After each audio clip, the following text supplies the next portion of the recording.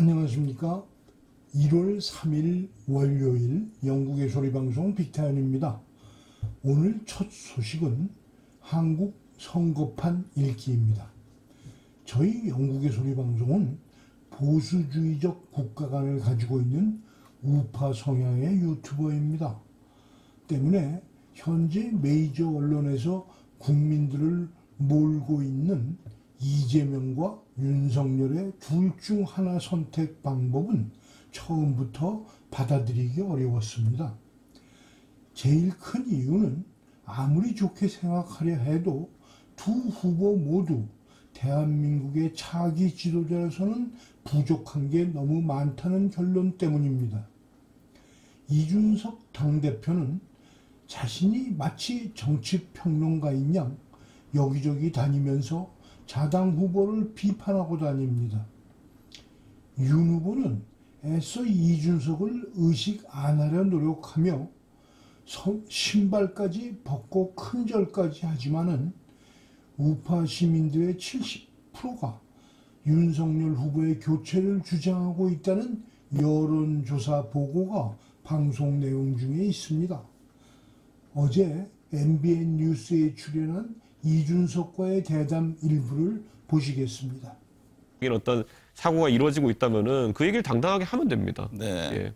어쨌든 지금 이 대표 말씀을 들어보면 윤석열 후보 당사자가 이 같은 어떤 논란, 혼란스러운 상황에 대해서 명확하게 입장을 정리해야 된다. 그런 입장이신군요. 그건 후보가 정할 수도 있고요. 제가 선대위에 참여하고 말고는 후보 문제고요. 네. 제가 당대표하고 말고는 저와 당원들의 문제입니다. 네. 그것에 대한 의사표시를 누군가 명확히 하면 됩니다. 네. 보면요. 자, 어떤 이유에서든지 후보의 지지율이 한 달 사이에 15% 남짓 대부분의 여론조사에 빠졌다라고 한다면요. 국민들이 바라면서 누군가는 책임을 져야 됩니다. 네. 누군가는. 그래서 당대표는 자기 직을 던지겠다고 나갔고, 그런데 아무도 이게 문제다 이야기하는 사람도 없고 책임을 지겠다는 사람도 없습니다. 네. 그러면 그 책임은 범다 후보한테 갑니다. 네. 지금 그게 우리 후보가 겪고 있는 상황이거든요. 네. 월할 때는 그것도 선대위를 저희가 운영 과정에 있어서 네. 후보의 발언이라고 하는 것은 소위 말하는 시간과 장소와 그리고 계기가 굉장히 맞아떨어져야 되는 겁니다. 네.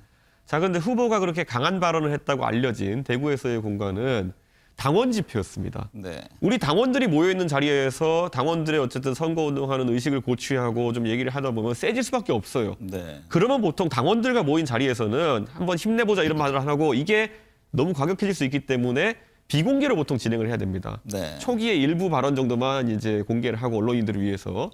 그런데 금방 곤란해지는 거거든요. 네. 그런데 그게 굉장히 늦었어요. 한 일주일 정도 범죄자랑 왜 토론하냐 이러면서 가면서 맞을 매는 다 맞고 나중에 이제 그 전략으로 가는 거거든요. 네. 그러니까 저는 우리 당 지지자가 후보 교체를 원한다는 것은 이재명 후보를 교체하고 싶은 사람도 그 질문에 교체가 필요하다고 답했을 겁니다. 네. 그렇기 때문에 나중에 다른 언론사에서 좀 더 정밀하게 한 조사에서는 우리 후보에 대한 후보 교체론이 30%에서 40% 사이 정도로 이제 잡히고 있거든요. 네. 그다음에 그것도 이재명 후보에 대해서 지난 5년간을 문정권의 아우에서 박 대통령을 법정에서 45년 구형했던 윤석열을 비난해온 우리 공화당 50만 당원들과 조원진 후보가 윤석열에게는 위협적일 수밖에 없습니다.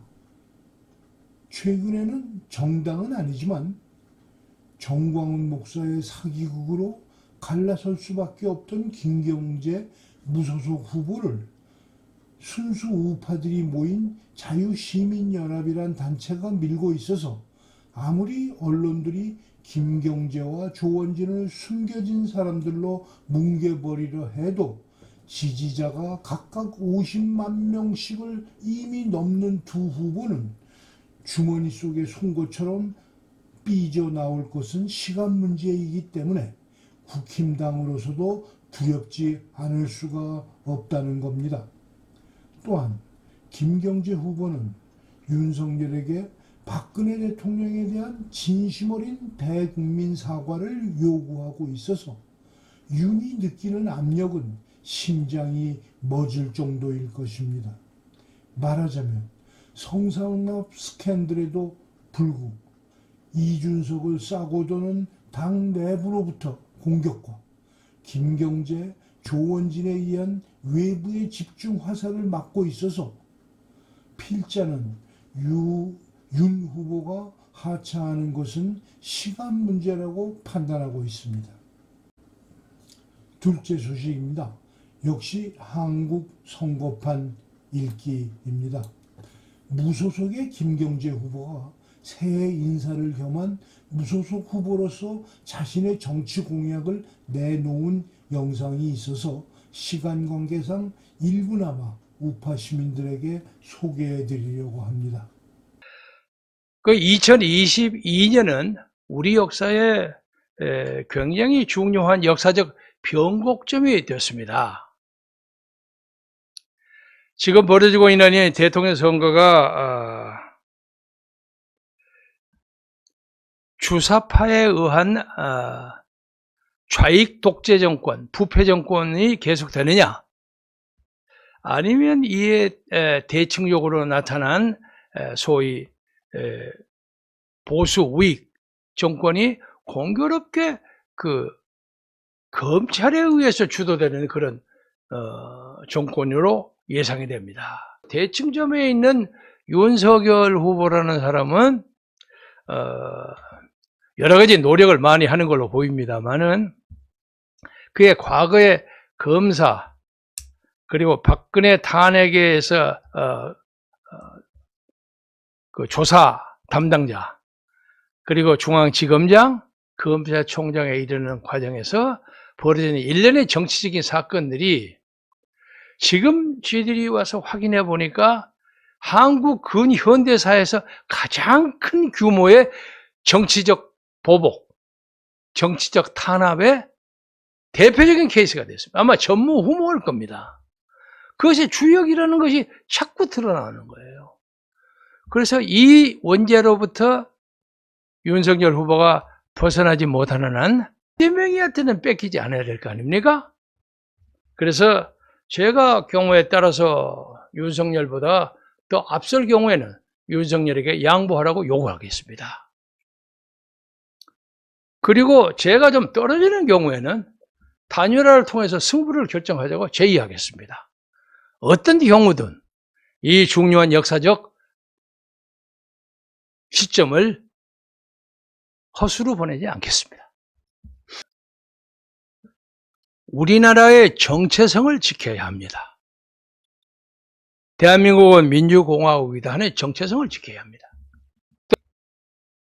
그리고 북한에 대해서 단호해야 합니다. 그리고 엉터리 악법 폐기시켜야 합니다. 우리나라 산업 발전의 가장 큰 문제거리로 등장하고 있는 원자력 발전, 원자력 반드시 회복시켜야 합니다. 교육을 개혁해야 합니다. 이 나라 대학 시절, 대학이 지금 대학생들의 취업을 하는데도 방해가 될 뿐만 아니라 지금 대학의 발전 추세에 전혀 엇갈리게 다른 방향으로 나가고 있습니다. 교육 개혁시켜야 합니다. 그리고 무엇보다도 가짜 루머를 만드는 그런 사회가 우리 사회에 일신시켜야 하겠습니다. 요새 그 사람 이름 들어서 좀 미안합니다만은 자식 어디 좋은 데 보내기 위해서 가짜 문서 만들었다가 요새 고생하고 있는 정경심 교수 같은 사람, 그리고 어디 좋은 자리 차지하기 위해서 어떤 어물어물 하다가 그냥 좀 부풀려서 써가지고 지금 요새 애 먹고 있는 김건희 같은 사람, 이런 사람이 다시는 우리 사회에 나타나지 않게 만들어야 합니다. 저는 이 법치를 지키기 위해서는 예를 들자면 국민의 식생활에 아주 직결되는 무슨 식품을 잘못 만들었다거나 막 가짜 독고물을 넣었다거나 이런 것 때문에 국민의 위생을 결정적으로 흔든 사람은 그 몇십 년 감옥에 넣어야 합니다. 그러니까 그런 짓을 하는 사람은 그의 나머지 생애를 감옥에서 보낼 수밖에 없다 하는 사회 풍조가 서야 합니다. 서양 속담에 정치인들은 강도 없는데 다리를 놓아주겠다고 약속한다고 우스갯소리도 합니다마는 김경재 후보의 공약은 윤과 이가 말하는 것에 비하면 훨씬 현실적이고 구체적입니다. 표를 얻기 위한 입술에 발린 말이 아닌 현실의 문제점을 직시하고 대한민국을 정상으로 돌려놓으려는 의지가 보이는 공약들입니다. 셋째 소식입니다. 신원이 밝혀지지 않은 사람이 1월 1일 DMZ 남쪽에서 남방 한계선을 넘어 북쪽으로 들어갔다고 BBC 방송이 보도하였습니다. 남한 시민이 탈남한 것으로 보이는 사건이 동부전선 22사단 지역에서 새해 첫날 오후 6시경에 발생했다고 BBC 방송이 보도하였습니다. Of the border in the last few years, but this, just to explain to your viewers, is one of the most heavily fortified areas in the entire world. It is a 4-kilometre wide area full of landmines, surveillance equipment. It is surrounded by electric fences. Normally there are guards and watchtowers who are there armed, ready to react every 24 hours. Now this happened on New Year's Day. It has happened in the same area in the last year. So there are being questions about the security and surveillance of the border area in this kind of east coast part of South Korea. Now, what appears to happen is an alert was raised about 6:40 on New Year's Day, and then a search was made for about 3 or 4 hours. They did not find the individual, and that individual has. BBC 방송은 신원미상의 사람 한 명이 비무장지대를 넘어 북한으로 들어갔다고 한국군이 밝혔다고 덧붙였습니다. 이 사람은 몇 시간에 걸친 한국군 수색작전에도 불구하고 현재까지 발견되지 않고 있다고 보도하였습니다. 북한은 현재 팬데믹 방역을 이유로 국경에서 얼씬거리는 것에 무차별 사격 정책을 시행하고 있습니다.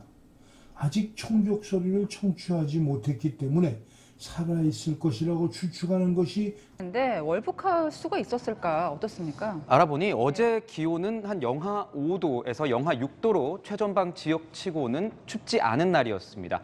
해당 지역은 1차 철책에서 MDL까지 최장 700m에 불과했습니다. 예. 다른 지역 DMZ가 남북 각각 2km씩 떨어져 있던 곳에 비하면 짧은 편이죠.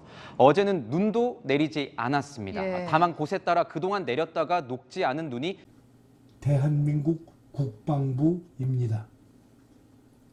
한국 영상도 보여드리겠습니다.